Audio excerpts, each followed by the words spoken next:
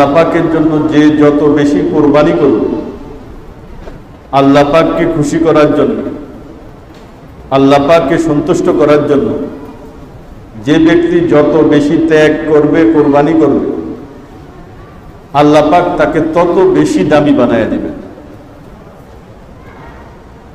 আর বাস্তবে আল্লাহ পাক সে কোরবানি করার জন্য তৈরি হবে, ত্যাগ করার জন্য তৈরি হবে, আল্লাহ পাক তাকে কষ্টের মধ্যে ফেলবেন না। কষ্ট না দিয়ে, কষ্টের মধ্যে না ফেলেই আল্লাহ পাক তার এই ত্যাগকে, এই কোরবানিকে কবুল করবেন। এটা আল্লাহ পাকের নিয়ম। হযরত ইব্রাহিম আলাইহিস সালামের সারাটা জীবন দেখলে এটাই প্রতীয়মান হয় যে হযরত ইব্রাহিম আলাইহিস সালাম ত্যাগ করেছেন, ত্যাগ করার জন্য তৈরি হয়েছেন, আল্লাহ পাক তাকে দামি বানায় দিয়েছেন। তার ফ্যামিলি ত্যাগ করেছেন, তার ফ্যামিলিকে আল্লাহ পাক সারা পৃথিবী থেকে আলাদা করে দিয়েছেন সম্মানের ক্ষেত্রে। হযরত ইব্রাহিম আলাইহিস সালাম তার জন্মের পূর্ব থেকেই কেমন যেন ত্যাগের শুরু হয়ে গেছে। ইব্রাহিম আলাইহিস সালাম দুনিয়াতে আসবেন, এমন ষড়যন্ত্র শুরু হয়েছে, আসতেই দেওয়া হবে না। আল্লাহ পাক যেটা নির্ধারণ করেন, যেটা ফয়সালা করেন, সেটা হয়ই হয়, সেটা কেউ ফিরাইতে পারে না। হযরত রাসূল করিম সাল্লাল্লাহু আলাইহি ওয়াসাল্লাম প্রত্যেক নামাজের মধ্যে, প্রত্যেক নামাজের পরে, প্রত্যেক ফরজ নামাজের পরে একটা দোয়া করতেন, লা ইলাহা ইল্লাল্লাহু ওয়াহদাহু লা শারীকা লাহ। আল্লাহ ছাড়া কোনো উপাস্য নাই, কোনো ইলাহ নাই, কোনো মাবুদ নাই। লা শারীকা লাহ, আল্লাহর কোনো শরীক নাই। লাহুল মুলকু ওয়া লাহুল হামদ, সারা জগতের মালিক তিনি, সকল রাজত্বের মালিক তিনি। ওয়া লাহুল হামদ, সকল প্রশংসা তার। ইউহয়ি ওয়া ইউমীত, তিনি জীবন দান করেন, তিনি মৃত্যু দান করেন। ইউহয়ি ওয়া ইউমীতু ওয়া হুয়া আলা কুল্লি শাইইন কাদির, তিনি সব কিছুর উপর ক্ষমতা রাখেন, যা চান তাই করতে পারেন, বাধা দেওয়ার কেউ নেই। আল্লাহুম্মা লা মানিআ লিমা আ'তাইতা, তারপরে পড়তেন আল্লাহুম্মা লা মানিআ লিমা আ'তাইতা, আল্লাহকে কেউ বাধা দিতে পারে না। যেটা আল্লাহ পাক দিতে চান, যেটা আল্লাহ পাক করতে চান, সারা পৃথিবীর যত শক্তি আছে, সকল শক্তি মিলেও সেটাকে বাধা দিতে পারে না। আল্লাহুম্মা লা মানিআ লিমা আ'তাইতা, সম্মান কাউকে দিতে চাইলে কেউ তাকে অসম্মান করতে পারে না। সম্পদ তাকে দিতে চাইলে কাউকে, তো তাকে কেউ গরিব বানাইতে পারে না। সুস্থতা দিতে চাইলে তাকে কেউ অসুস্থ করতে পারে না। হায়াত কাউকে দিতে চাইলে তাকে কেউ মারতে পারে না। বুঝে আসছে? যে কোনো জিনিস আল্লাহুম্মা লা মানিআ লিমা আ'তাইতা, আল্লাহ আপনি যাকে যা দিতে চান, যদি কাউকে কিছু দিতে চান, এটা কেউ ফিরাইতে পারে না। ওয়ালা মু'তিয়া লিমা মানা'তা, আর আল্লাহ পাক কাউকে যদি কিছু দিতে না চান, সারা পৃথিবী মিলেও তাকে এটা কেউ দিতে পারবে না। সারা পৃথিবী মিলেও এটা তাকে দিতে পারবে না, আল্লাহ যদি দিতে না চান। ওয়ালা ইয়ানফাউ যাল জাদ্দি মিনকাল জাদ্দু, আর কোন সম্পদওয়ালা সম্পদ তার কোনো উপকারে আসবে না যদি আল্লাহ না চান। কারো সম্পদ, কারো ক্ষমতা, কারো শক্তি, কারো যোগ্যতা তার কোনো উপকার করতে পারবে না যদি আল্লাহ না চান। আল্লাহ রাসূল সাল্লাল্লাহু আলাইহি ওয়াসাল্লাম প্রত্যেক ফরজ নামাজের পরে এই দোয়াটা পড়তেন, স্বীকারোক্তি দিতেন এত বড় বড় বিষয়গুলো। তো আল্লাহ যেটা করতে চান এটা কেউ ফিরাইতে পারে না। ইব্রাহিম আলাইহিস সালামকে দুনিয়াতে আসতে দিবেন না। ইব্রাহিম আলাইহিস সালামের বাবার শহর ছিল, যেখানে তার বাবা তার ফ্যামিলি সহ বসবাস করতেন, ইরাকের বাবেল শহরে। ইব্রাহিম আলাইহিস সালাম সেখানেই জন্মগ্রহণ করেন, সেখানেই বেড়ে ওঠেন। তো সেই শহরে সেই এলাকার সেই দেশের রাষ্ট্রপ্রধান সহ সকলে চেষ্টা করেছিল, কৌশল করেছিল যাতে ইব্রাহিম আলাইহিস সালাম দুনিয়াতে আসতে না পারে। সকল রাজকীয় শক্তিকে উপেক্ষা করে, সারা দেশের সকল মানুষের সকল শক্তিকে উপেক্ষা করে আল্লাহ পাক হযরত ইব্রাহিম আলাইহিস সালামকে দুনিয়াতে পাঠাইয়া দিয়েছে। এবং ইব্রাহিম আলাইহিস সালাম দুনিয়াতে আসছেন, এবং যে ইব্রাহিম আলাইহিস সালামকে দুনিয়াতে আসতে দিবেন না তার খুব কাছের মানুষ, তার কাছাকাছি থেকে ইব্রাহিম আলাইহিস সালাম বড় হয়েছে, টেরও পায় না। তো ইব্রাহিম আলাইহিস সালাম ওই জন্মের পূর্ব থেকেই যেন ত্যাগের শুরু করেছেন। আস্তে আস্তে বড় হলেন, যখন আল্লাহ পাককে বুঝতে চিনতে শুরু করলেন, আল্লাহ পাকের উপর পরিপূর্ণ বিশ্বাস স্থাপন করলেন, তখন তিনি তার আশেপাশে চতুর্পাশে শুরু থেকেই দেখতেছেন যে ওই তার কওমের লোকেরা, তার সম্প্রদায়ের লোকেরা সবাই হলো তারকা পূজারী, অগ্নি পূজারী, মূর্তি পূজারী। তারা প্রতিমা পূজা করে, মূর্তি পূজা করে, তারকা পূজা করে। এগুলো ইব্রাহিম আলাইহিস সালামের কাছে ভালো লাগে। ইব্রাহিম আলাইহিস সালাম যখন আল্লাহ পাককে পরিপূর্ণভাবে চিনে গেছেন, আল্লাহ পাককে পরিপূর্ণভাবে বুঝে গেছেন, আল্লাহ পাকের উপর পরিপূর্ণ ঈমান এনেছেন, এই তৌফিক হযরত ইব্রাহিম আলাইহিস সালামকে আল্লাহ পাকই দিয়েছেন। আল্লাহ পাক নিজেকে চিনাইয়া দিয়েছেন, কোন ধরনের কোন বার্তা বাহক ছাড়াই আল্লাহ পাক হযরত ইব্রাহিম আলাইহিস সালামের অন্তরে ঢেলে দিয়েছেন। ইব্রাহিম আলাইহিস সালাম আল্লাহ পাকের সাহায্যে আল্লাহ পাককে চিনছেন, আল্লাহ পাককে বুঝছেন, আল্লাহ পাকের উপর পূর্ণ ঈমান এনেছেন। এবং তার ফ্যামিলির লোকজন, তার দেশের লোকজন যারা ইরাকের বাবেল শহরে বসবাস করত, তার ফ্যামিলির লোকজন, তারা সবাই মূর্তি পূজারী ছিল, তারা সবাই তারকা পূজারী ছিল। হযরত ইব্রাহিম আলাইহিস সালাম এর বাবা, স্বয়ং ইব্রাহিম আলাইহিস সালামের বাবা আজর, তিনিও মূর্তি পূজারী ছিলেন। শুধু মূর্তি পূজারী না, তার পেশাই ছিল মূর্তি বানানো এবং বিক্রি করা, মূর্তির কারখানাই ছিল তার। তো ইব্রাহিম আলাইহিস সালাম তার জাতিকে জিজ্ঞেস করলেন যে এটা কেমন বিষয়, যে জিনিসকে তোমরা নিজে বানাও সেই জিনিসের ইবাদত করো, এটা তো ঠিক না, এটা উচিত না। যে আল্লাহ সারা পৃথিবীকে তৈরি করেছেন, যে আল্লাহ তোমাদেরকে তৈরি করেছেন, যে আল্লাহ তোমাদের সকল বিষয়গুলো দেখভাল করেন, সকল প্রয়োজন পুরা করেন, যিনি বিশ্ব জগতের প্রতিপালক, তাকেই মানা উচিত, তার উপর বিশ্বাস করা উচিত, জরুরি। হযরত ইব্রাহিম আলাইহিস সালামের ফ্যামিলির লোকজন শুনে না।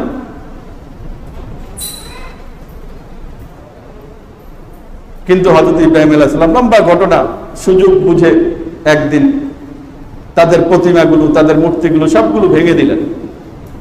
ভেঙে দেওয়ার পর তারা সবাই ষড়যন্ত্র করলে ইব্রাহিম আলাইহিস সালামকে দুনিয়া থেকে সরাইয়া দিবেন। স্বয়ং ইব্রাহিম আলাইহিস সালামের বাবাও ছিলেন সেই ষড়যন্ত্রের মধ্যে। ফ্যামিলির লোকজন সহ ইব্রাহিম আলাইহিস সালামের বিপক্ষে,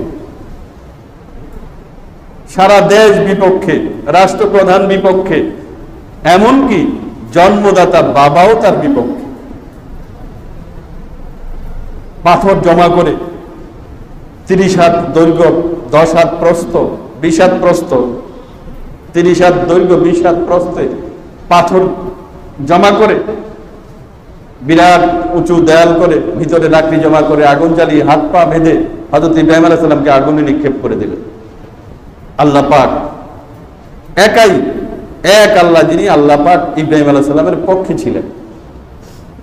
কার পক্ষে ছিলেন? ইব্রাহিম আলাইহিস সালামের পক্ষে ছিলেন, যিনি রব্বুল আলামিন, বিশ্ব জগতের প্রতিপালক, যিনি আল্লাহুম্মা লা মানিআ লিমা আ'তাইতা ওয়া লা মু'তিয়া লিমা মানা'তা, যিনি কাউকে কিছু দিতে চাইলে কেউ ফিরে যেতে পারে না, কাউকে কিছু না দিতে চাইলে কেউ দিতে পারে না, তিনি ছিলেন হযরত ইব্রাহিম আলাইহিস সালামের পক্ষে। আগুনের কাজ হলো জ্বালায় দেওয়া। ইব্রাহিম আলাইহিস সালামকে যখন আগুনে নিক্ষেপ করা হইল, আল্লাহ তাআলা আগুনকে হুকুম দিয়ে দিয়েছেন, ইয়া নারু কুনি বারদান ওয়া সালামান আলা ইব্রাহিম, হে আগুন আমার ইব্রাহিমের জন্য শান্তিদায়ক ঠান্ডা হয়ে যাও, ঠান্ডা হও তবে শান্তিদায়ক। 40 দিন ভিতরে ছিলেন, শান্তি, কোন ধরনের পেরেশানি নাই, কোন ধরনের কষ্ট নাই। আগুন জ্বালাইতে পারে না হযরত ইব্রাহিম আলাইহিস সালামকে। আল্লাহুম্মা লা মানিআ লিমা আ'তাইতা ওয়া লা মু'তিয়া লিমা মানা'তা। আল্লাহ কাউকে দিতে চাইলে কেউ ফিরাইতে পারে না, না দিতে চাইলে কেউ দিতে পারে না, জ্বালাইতে পারেন না। বের হয়ে আসলেন, পুরা রাষ্ট্রীয় ক্ষমতা সবাই অপমানে জর্জরিত। সেটা কি হইল? সকল শক্তি ব্যয় করার পরেও একটা মানুষ, ইব্রাহিম, যে আমাদের দেবতাদের বিরুদ্ধে কথা বলে, যে আমাদের পূর্বপুরুষদের বিরুদ্ধে কথা বলে, যে আমাদের ধ্যান ধারণার বিরুদ্ধে কথা বলে, তাকে ফিরাইতে পারলাম, তাকে হত্যা করতে পারলাম না, তাকে জ্বালাইতে পারলাম না। এত আয়োজন, অপমানে জর্জরিত। হযরত ইব্রাহিম আলাইহিস সালাম কোরবানি দিচ্ছেন, শেষ জীবনের শেষ পর্যন্ত কোরবানি দিলেন, শেষ পর্যন্ত ত্যাগ করলেন। ইব্রাহিম আলাইহিস সালাম এই আগুনের ভিতর থেকে বের হয়ে চিন্তা করলেন যে এই শহরে আর থাকবো না, নিজের ঈমানকে, আমলকে হেফাজত করার জন্য হিজরত করব। কোথায় হিজরত করব? আল্লাহ আমাকে রাস্তা দেখাবেন। আমি আমার আল্লাহ পাকের হুকুমকে মানার জন্য, আল্লাহ পাকের উপর বিশ্বাসের উপর অটল থাকার জন্য আমি এই কুফুরের নগরী, আমি এই শিরকের নগরীতে আমি আর এখানে থাকবো না। ওয়াকালা ইন্নী যাহিবুন ইলা রাব্বি সায়াহদিন রাব্বি হাবলি মিনাস সালিহিন। ওয়াকালা ইন্নী যাহিবুন ইলা রাব্বি সায়াহদিন, আমি আমার প্রতিপালকের দিকে যাব। সায়াহদিন, কোথায় যাব? কোথায় গেলে প্রতিপালককে পাবো? কোথায় গেলে আমি আমার প্রতিপালকের উপর যে বিশ্বাস এনেছি সেটার উপর দৃঢ়ভাবে থাকতে পারবো? সেই জায়গাটা আমার প্রতিপালকে আমাকে দেখিয়ে দিবেন। সায়াহদিন। ইব্রাহিম আলাইহিস সালাম তার স্ত্রী সারাকে নিয়ে ওই ইরাকের বাবেল শহর থেকে বের হয়ে সিরিয়ার দিকে রওনা করলেন। তো ইব্রাহিম আলাইহিস সালাম কুরবানি করেছেন, তার ফ্যামিলি কুরবানি করেছে, সন্তান সন্ততি কুরবানি করেছেন। আল্লাহ পাক ইব্রাহিম আলাইহিস সালামকে সারা পৃথিবীর জন্য নমুনা বানায় দিয়েছেন। আল্লাহ পাক ইব্রাহিম আলাইহিস সালামকে দামি বানায় দিয়েছেন। আল্লাহ তাআলা ইব্রাহিম আলাইহিস সালামকে কি দামি বানায় দিয়েছেন? ইব্রাহিম আলাইহিস সালামের কাজগুলোকে আল্লাহ পাক তার পরবর্তী যে উম্মতরা এসেছেন, বিশেষ করে শেষ নবী, আখিরি নবী জনাবে মুহাম্মদুর রাসূলুল্লাহ সাল্লাল্লাহু আলাইহি ওয়াসাল্লাম এবং তার উম্মতের জন্য এই সমস্ত বিষয়গুলো আল্লাহ পাক দিয়ে দিয়েছেন। কোরবানি, কোরবানি আগেও ছিল।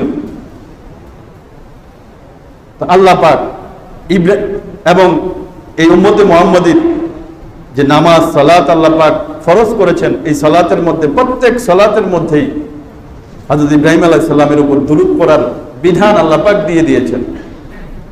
প্রত্যেক কোরবানিতে আল্লাহ পাক এই ইব্রাহিম আলাইহিস সালামের ঐতিহাসিক ঘটনাকে স্মরণ করিয়ে দেয়। এই জন্য এই কোরবানিটা, এটা হযরত ইব্রাহিম আলাইহিস সালাম যে ত্যাগ করেছেন, হযরত ইব্রাহিম আলাইহিস সালাম যে কোরবানি দিয়েছেন, এই ত্যাগের একটা স্মরণ আল্লাহ পাক উম্মতে মুহাম্মাদীর জন্য রেখে দিয়েছেন এবং এটা ফরজ হিসাবে, ওয়াজিব হিসাবে এই উম্মতের জন্য দিয়ে দিয়েছেন। সেই জন্য আমাদের আল্লাহ পাক যাদেরকে সামর্থ্য দিয়েছেন, সঠিকভাবে যেভাবে কোরবানি করা দরকার সেভাবে যেন আল্লাহ পাক আমাদেরকে কোরবানি করার তৌফিক দান করেন। তো কোরবানি বিষয়গুলো আমাদেরকে কোরবানির আগেই জানতে হবে। যেমন কোরবানি, অনেকে আমাদের কাছে প্রশ্ন আসে যে হুজুর আমি তো ঋণগ্রস্ত, আমার কাছে যে পয়সা আছে, যে ঋণ দিয়ে দিলে তো আর কোরবানি করার মতো পয়সা থাকবে না, তা এখন কি আমার উপর কোরবানি ফরজ হবে? তো এই বিষয়টা আমরা ভালো করে শুনে রাখি। ঋণ দুই ধরনের হয়। ঋণ কয় ধরনের হয়? দুই ধরনের।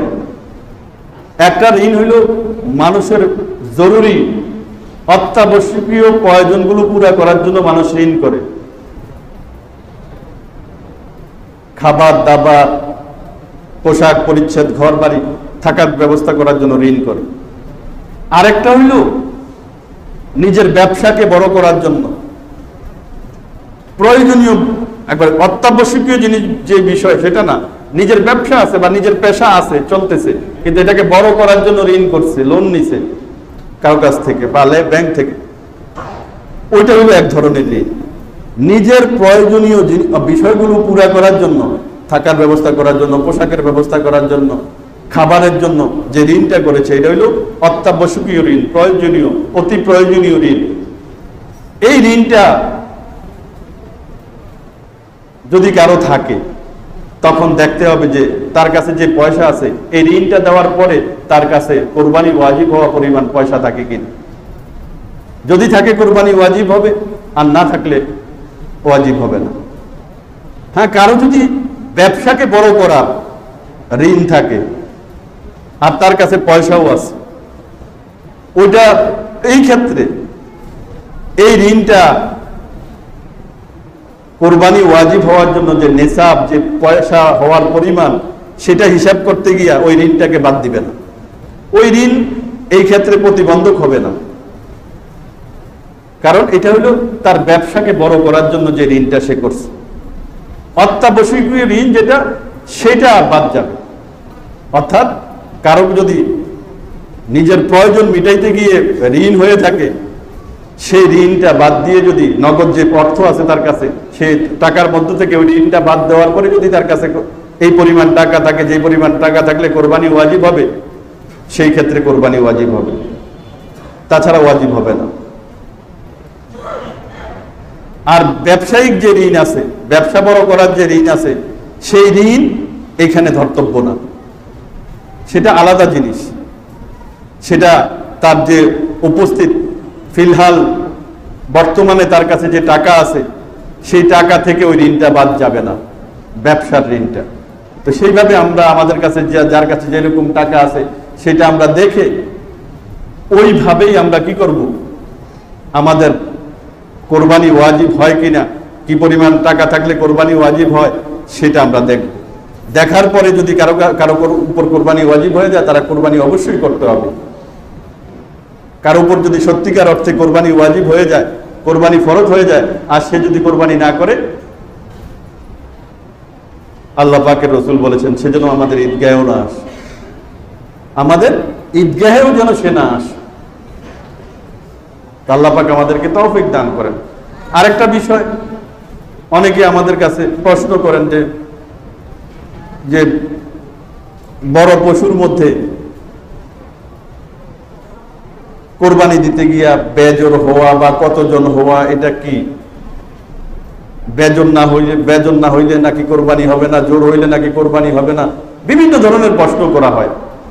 আবার কোরবানির মধ্যে আকিকা দেওয়া যাবে কিনা, কোরবানির মধ্যে অন্য কোনো নফল কোরবানি, কারো ফরজ কোরবানি, এটার মধ্যে নফল কোরবানি দেওয়া যাবে কিনা, এই ধরনের প্রশ্নগুলো আমাদের কাছে আসে। তা আমরা কয়েক ধরনের পশু দ্বারা কোরবানি দেই, ছাগল, ভেড়া, দুম্বা, মহিষ, গরু, তারপরে উট। ছাগল, ভেড়া, দুম্বা এগুলোর মধ্যে একটা পশুর মধ্যে একজনেই কোরবানি দিতে পারে, যে ছোট পশুগুলো যদি ছাগল, দুম্বা, ভেড়া। আর বড় পশুগুলো উট, মহিষ, গরু, এগুলোর মধ্যে প্রতি গরুতে 7 জনে কোরবানি দিতে পারে। প্রতি বড় পশুর মধ্যে কয়জনে কোরবানি দিতে পারে? 7 জন।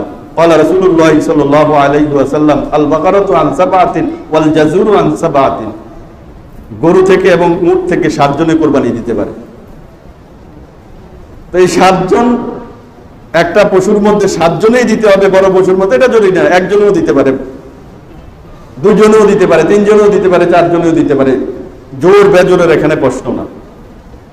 একজনে যদি দেয় তো যার উপর কোরবানি ফরজ হয়েছে তার নাম দিবে, আর বাকি 6টা বিভিন্ন জনের, নিজের ফ্যামিলির মধ্যে বাবা থাকে, মা থাকে, বা মিচু আত্মীয় স্বজন থাকে, তাদের নামে দিয়ে দিতে পারি। আর আরেকটা প্রশ্ন করা, আকিকা দেওয়া যাবে কিনা। এখানে একটা মূলনীতি রয়েছে, কোরবানির পশুর মধ্যে ইবাদত হয় এইরকম যে কোনো বিষয় এটার মধ্যে অন্তর্ভুক্ত করা যাবে, শুধু আকিকার বিষয় না। শুধু আকিকার বিষয় না, মারামারি হইলো আকিকা নিয়ে, শুধু আকিকার বিষয় না। ফরজ কোরবানির সাথে অন্য যে কোনো ইবাদত জাতীয় বিষয় এই কোরবানির পশুর সাথে যুক্ত করা যাবে। মেয়ের বিয়ে হয়েছে, ছেলের বিয়ে হয়েছে, অলিমার জন্য বৌভাত যেটাকে আমরা বলি, সেখানে দাওয়াত খাওয়ানো তো সুন্নত ছেলের পক্ষ থেকে। সেটার জন্য যদি কারো গোশতের প্রয়োজন হয়, সওয়াবের জন্য যদি কেউ নিয়ত করতে পারে, অলিমার গোশতের ব্যবস্থাও কোরবানিওয়ালার সাথে শরীক হওয়া যাবে। যে 2 ভাগ দিলাম অলিমার জন্য, 2 ভাগ দিলাম, 1 ভাগ দিলাম নফল কোরবানি, অথবা 1 ভাগ দিলাম সদকা করার জন্য, দান করার জন্য ঈদের দিন, অথবা 1 ভাগ আমি দিলাম কোরবানিওয়ালাদের সাথে কিসের জন্য, আকিকার জন্য, তাও যায়। শুধু আকিকা না, কোরবানির সাথে, ফরজ কোরবানির সাথে নফল কোরবানি, সদকার জন্য, কাউকে দান করার জন্য, অলিমা দাওয়াতের জন্য, আকিকার জন্য, সব কিছুর জন্য শরীক হওয়া যাবে। আল্লাহ পাক আমাদেরকে বুঝার আমল করার তৌফিক